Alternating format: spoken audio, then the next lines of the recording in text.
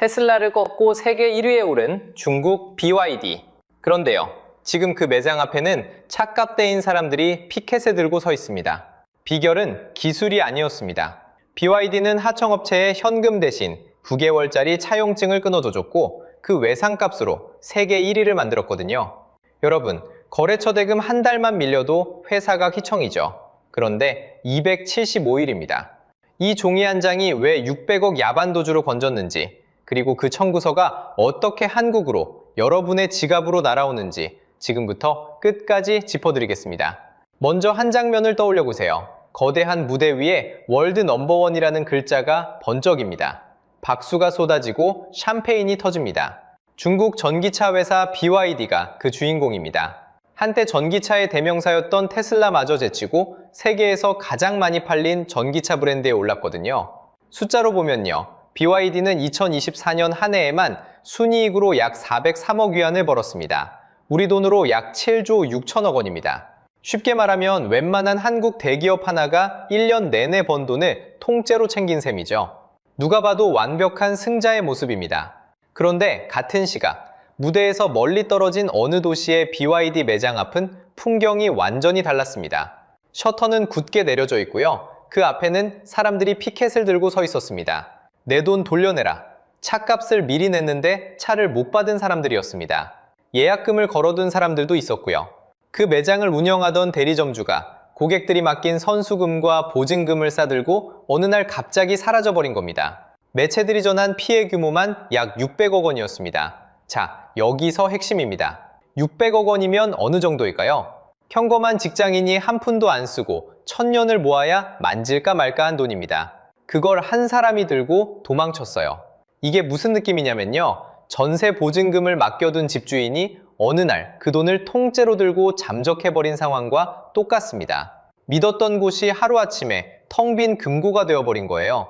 겉으로는 세계 1위 트로피를 들고 웃고 있는데 그 발밑에서는 돈 떼인 사람들이 울고 있었던 겁니다. 상식적으로 생각하면 이상하지 않으세요? 보통 이런 야반도주는 회사가 망해서 벌어지는 일이잖아요. 장사가 안 되고 적자가 쌓이고 더는 버틸 수 없을 때 사람들이 도망칩니다. 그런데 BYD는 정반대였습니다. 망하기는커녕 세계 1위를 찍고 있었어요. 중국 안방시장에서의 점유율만 봐도 그렇습니다. 2022년에 7.7%였던 것이 2024년에는 15.5%까지 치솟았거든요. 2배 넘게 커진 겁니다. 동네에서 10대 중 1대 꼴이던 차가 2해 만에 7대 중 1대 꼴로 늘어난 셈이죠. 그러니까 여러분, 근데 진짜 이상한 건요, 이게 망해서가 아니라 1위를 하면서 벌어진 일이라는 겁니다. 회사는 사상 최대 실적을 내고 있는데 정작 그 차를 파는 현장에서는 대금이 막히고 사람들이 돈을 떼었어요. 표면은 세계 1위인데 바닥은 야반도주였던 거죠. 잘 나가는 회사일수록 안전해야 정상인데 BYD는 잘 나가면서 동시에 무너지고 있었습니다. 바로 이 모순이 오늘 우리가 끝까지 추적할 첫 번째 단서입니다. 도대체 세계 1위가 왜 대금을 못 줘서 정주가 도망쳤을까요? 그 답은 BYD가 끊어준 종이 한 장에 있습니다. 자, 그럼 도대체 어떻게 된 걸까요? 세계 1위라는 회사가 왜 점주에게 돌려줄 돈이 없었을까요? 답은 의외로 단순합니다. BYD는 처음부터 현금으로 굴러간 회사가 아니었거든요. 진짜 엔진은 배터리도 기술도 아니었습니다. 바로 결제 구조였습니다. 여기서 숫자 하나만 기억해 주세요. 275일입니다. BYD가 부품 협력사에 대금을 치르기까지 걸리는 평균 시간이에요. 약 9개월입니다. 아이를 배서 낳을 시간 동안 협력사는 돈 한 푼 못 받고 기다린다는 뜻입니다. 블룸버그 분석에 따르면 도요타나 폭스바겐 같은 글로벌 완성차의 통상 결제 기간은 50일에서 70일 정도예요. BYD는 그 4~5배를 끌어다 쓴 겁니다. 쉽게 말하면요, 동네 치킨집 사장님을 한번 떠올려 보세요. 닭고기 납품업체 트럭이 매일 새벽에 옵니다. 그런데 사장님이 현금을 안 줘요. 대신 종이 한 장을 써줍니다. 275일 뒤에 갚을게요. 이게 바로 어음입니다. 말이 좋아 어음이지 사실은 차용증이에요. 외상이라는 말이죠. BYD는 이 종이를 어떻게 끊었을까요?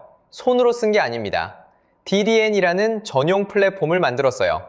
협력사 대금을 현금이 아니라 전자어음으로 바꿔서 9개월씩 뒤로 미루는 장부였던 겁니다. 부품값은 전기차 원가의 30%에서 40%를 차지합니다. 차 한 대 값의 절반 가까이가 이 외상장부에 묶여 있었던 셈이죠. 자, 여기서 핵심입니다.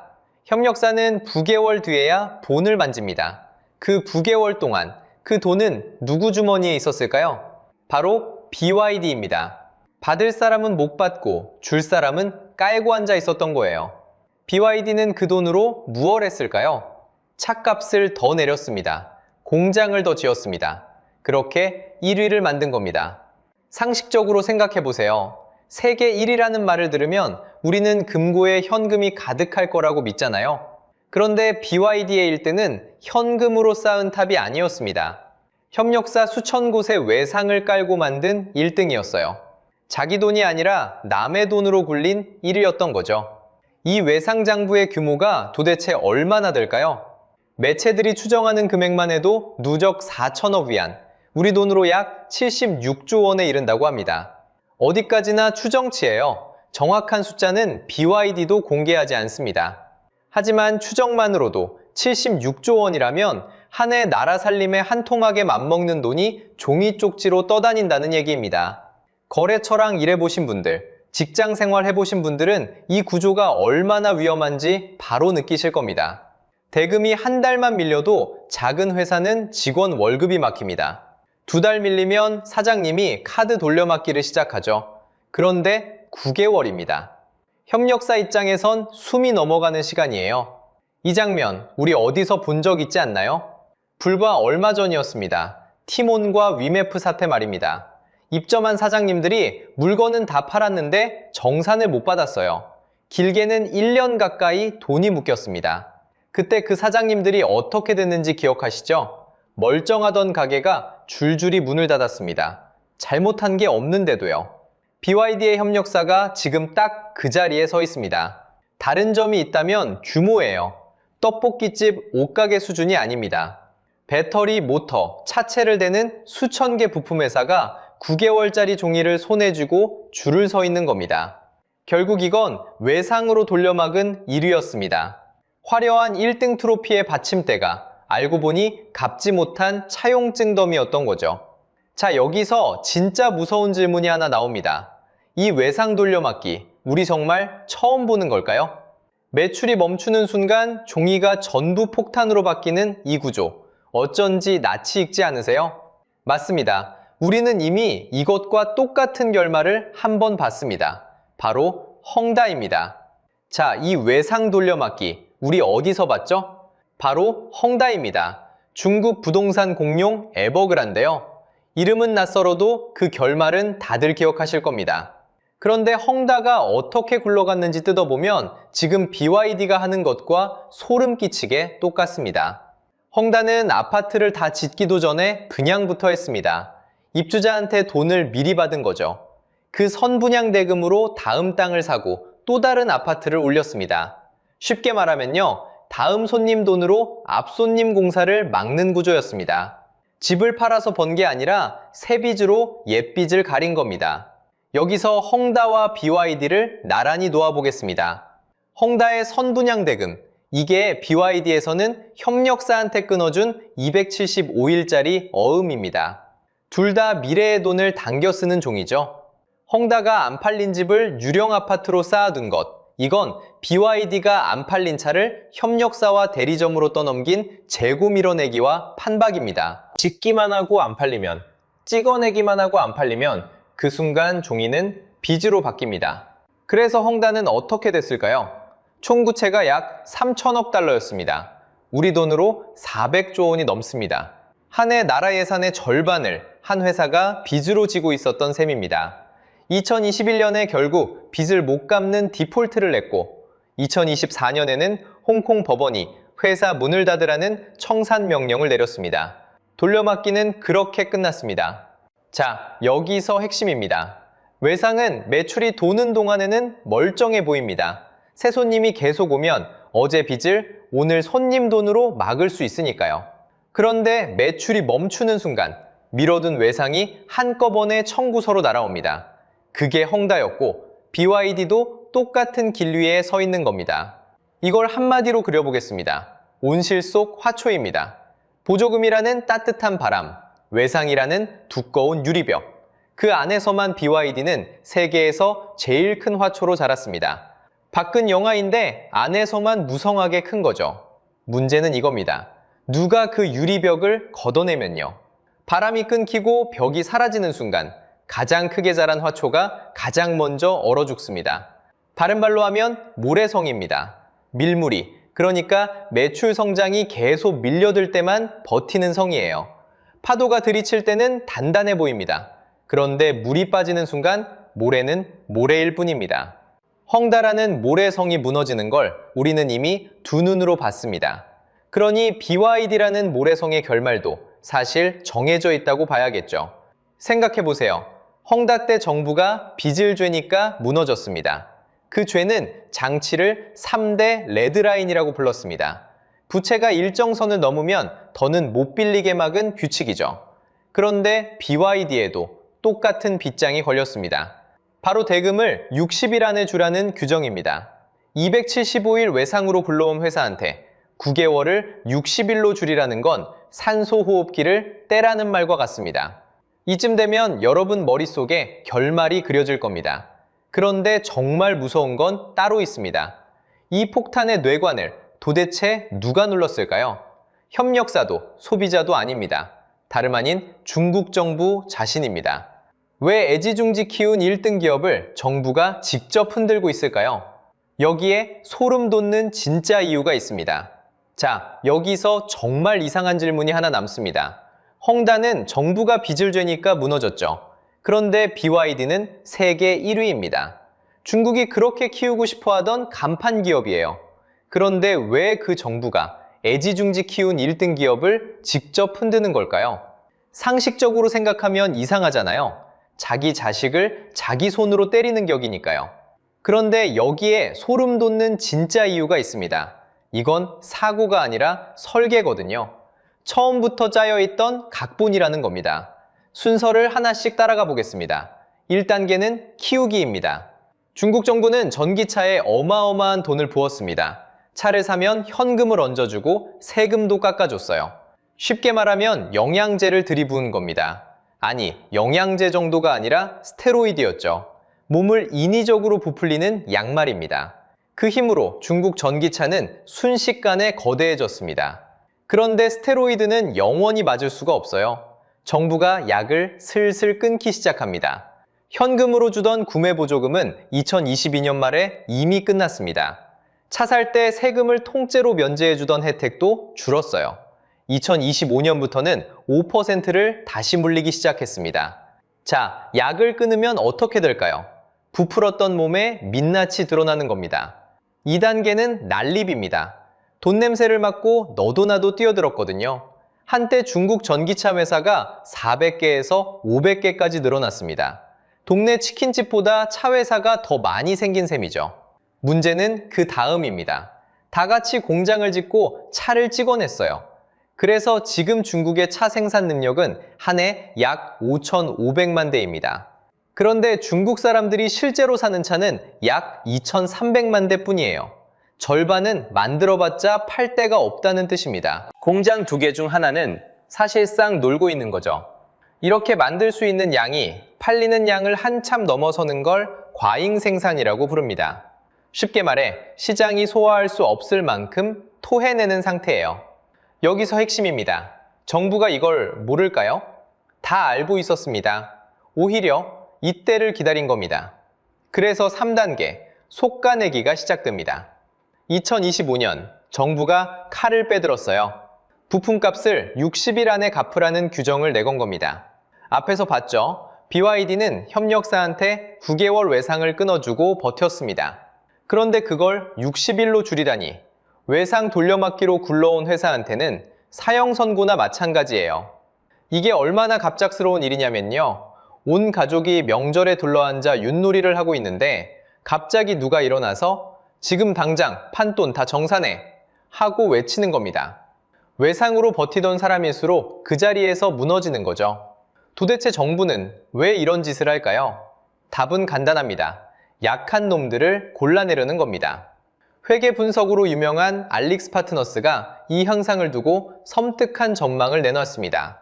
지금 중국에 살아남은 전기차 브랜드가 약 129개인데 2030년까지 재무적으로 버틸 수 있는 건 고작 15개 정도라는 거예요. 100개 중 88개가 사라진다는 뜻입니다. 이걸 그림으로 그려보면 이렇습니다. 검투사 500명을 한 무대에 몰아넣는 거예요.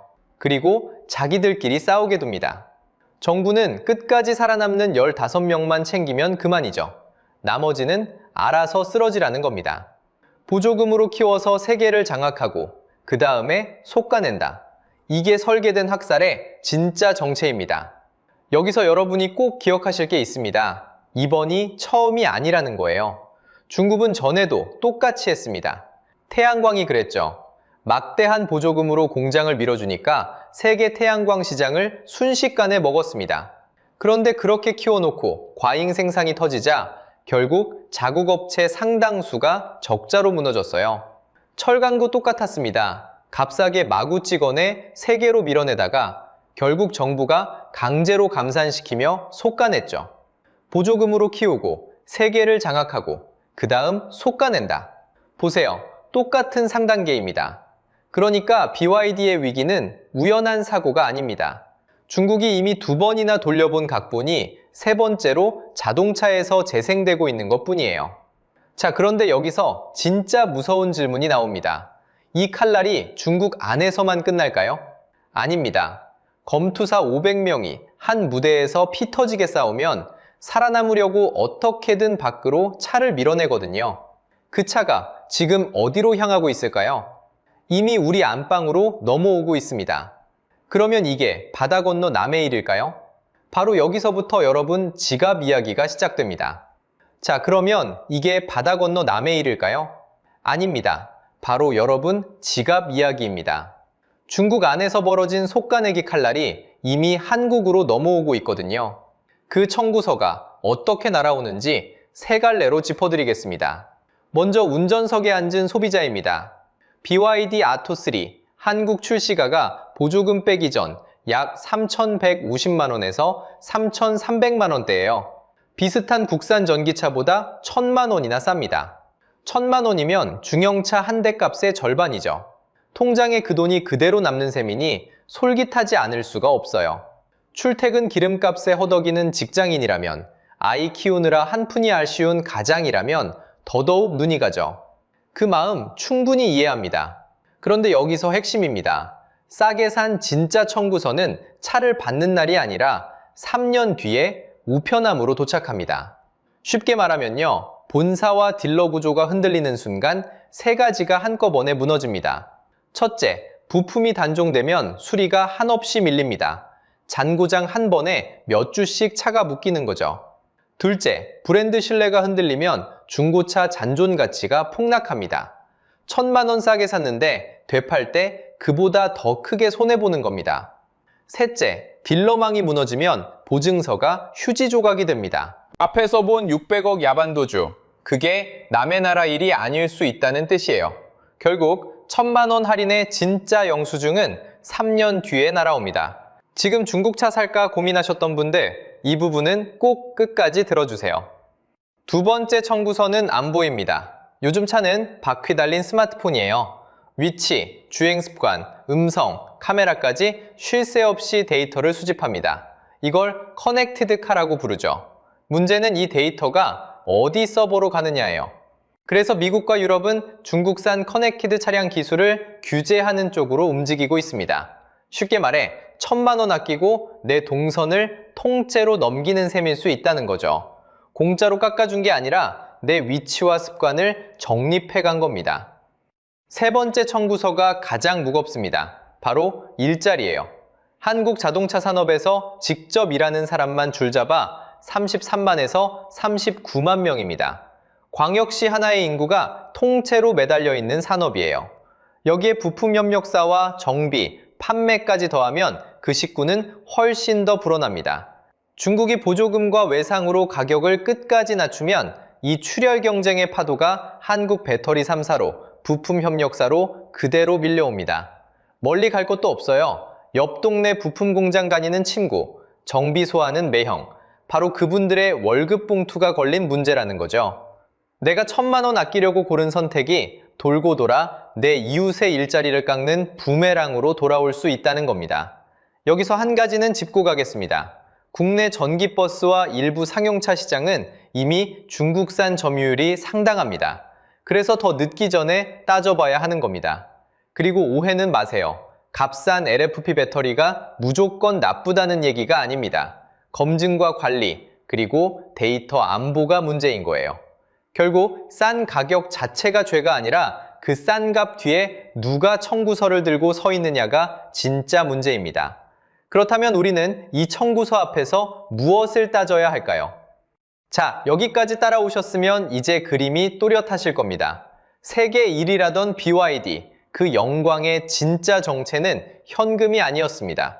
협력사에 끊어준 275일짜리 외상, 그 종이 한 장으로 쌓아 올린 모래성이었던 거죠. 그리고 이 구조, 어디서 많이 보셨죠? 선둔양대금으로 굴러가다 무너진 헝다와 뼈대가 똑같습니다. 외상으로 키운 거인은 매출이 멈추는 순간 그대로 폭탄이 되거든요. 더 소름 돋는 건 그 뇌관을 두른 게 다름 아닌 중국 정부 자신이라는 점입니다. 보조금으로 키우고 과잉 생산으로 난립시킨 뒤 결제 규정 하나로 솎아내는 공식. 태양광에서도 철강에서도 이미 반복된 각본이에요. 결국 이 청구서는 바다 건너 남의 일로 끝나지 않습니다. 1,000만 원 싸게 옥한 한국 소비자의 우편함으로, 그리고 39만 명의 일자리로 날아옵니다. 여러분, 기억하셔야 할 건 딱 하나입니다. 싼 데는 반드시 이유가 있고 그 이유가 적힌 영수증은 늘 한참 뒤에 도착한다는 것. 지금 당장은 안 보이지만 3년 뒤 부품과 보증과 데이터로 청구되는 거죠. 자, 그래서 여쭤보고 싶습니다. 여러분이라면 지금 1,000만 원 싼 차와 3년 뒤 부품, 보증, 데이터까지 챙겨주는 차 중에 무엇을 고르시겠어요? 댓글로 솔직하게 남겨주세요. 그리고 이렇게 돈의 흐름을 끝까지 추적하는 이야기가 더 필요하시다면 구독과 좋아요로 함께 해주세요. 다음 영상에서 또 다른 모래성을 들고 찾아뵙겠습니다.